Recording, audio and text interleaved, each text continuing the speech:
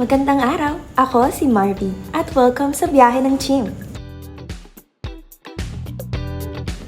Ngayong araw, bibisitahin natin ang isang natatanging farm dito sa Bulacan, ang Duran Farm. Mahigit isang oras at kalahati ang biyahe papunta rito mula Cabanatuan hanggang Bulacan.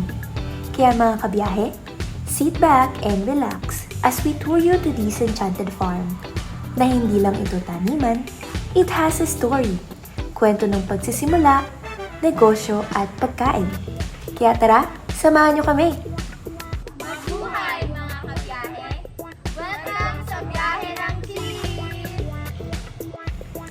Ayon kay Sir Randy, dati raw, maliit lang ng simula, backyard lang. Pero sa sipag at tiyaga, unti-unti na itong lumalaki. Much po at napaulahan niyo kami ngayon for our interview. So, kamusta naman po, sir? Okay naman ako dito sa Duran. So, unang-una po, paano po nagsimula ang Duran Farm? So, ang Duran Farm nagsimula ito bilang seedling production. So, nag-produce kami ng vegetable seedlings from 2002 up to present. So, anong mga produkto po or pananim niyo dito sa Duran Farm? Ang kadalasan naming pananim dito ay lowland vegetables o yung mga gulay sa pakbet tulad ng talong, okra, sitaw, kalabasa, sili. At meron din kaming rice production. So, saan po kayo kumukuha ng seeds or materials na ginagamit sa pananim? Usually naman, dito sa bayan ng San Ildefonso, dahil ito ang vegetable basket ng Bulacan, marami na rin dito na titinda or nagkakaroon ng mga agricultural supply.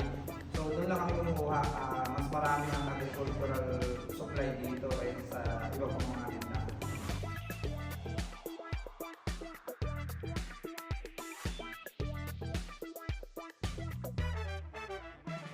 Kaya mga kabiyahe, paniguradong maganda ang kalidad ng kanilang mga seedlings. Kitang-kita naman ng ating kachim na si Julius at si SK Kurt. Uy, bawal magkamali ha SK and Julius, balikan na lang namin kayo dyan.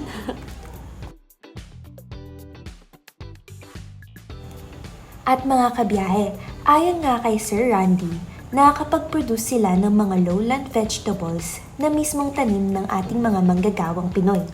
Talong, sitaw, sili, you name it, andito yan sa Duran Farm. So speaking of what they can produce, una naming narinig dito ang term na BBM rice, na ang ibig sabihin, benteng bigas, meron na. O diba, saan ka pa dahil ang Duran Farm ay may malaking production ng mga kalidad na bigas na kanilang ibinabahagi at ipinapadala sa Kalinga Store. At ngayon mga kabiyahe, na alam na natin ng sourcing, nakita na rin natin kung paano nila anihin, ibabahagi naman namin sa inyo ang isa sa pinakamasayang experience namin dito sa Duran. Ang magtanim. But, hep hep hep, hindi ang tradisyon na pagtatanim ngunit gumamit kami ng makina. O diba, grabe ang transformation talaga. Pero sa loob ng pabago-bago at patuloy na pag-transform ng mundo, hindi nakalimutan nila Sir Randy ibahagi sa amin ang ginagamit noong sinaunang panahon sa paggawa ng bigas. Ganun naman yung anak nila, yung comparison ng rice ng luma saka sa bago ng Ngayon, paano naman kaya nila ito i-deliver? So meron kaming mga sasakyan, mga truck, belt, tsaka yung tamaraw, puro lahat yun ay merong ano talaga siya, for kaniwa purposes talaga yung mga sasakyan namin. Yun yung ginagamit namin na transport doon sa mga products namin. What challenges do you face in delivery or logistics? Sa mga challenges sa delivery, yun na lang yung bad, na lang siguro, yung bad weather na lang siguro. Yun yung challenges talaga, lalo na ang product natin, kailangan, lalo na ang bigas, kailangan niya ay hindi mababasa. So yun lang yung mga challenge siguro na kinakaharap natin sa logistics. Will you invite more people to visit the farm and try your products? Mas maganda na invite or pumasyal dito ang maraming tao na sa makita nila ang pamamaraan, ang teknolohiya, ang kahalagahan ng pagsasaka sa atin.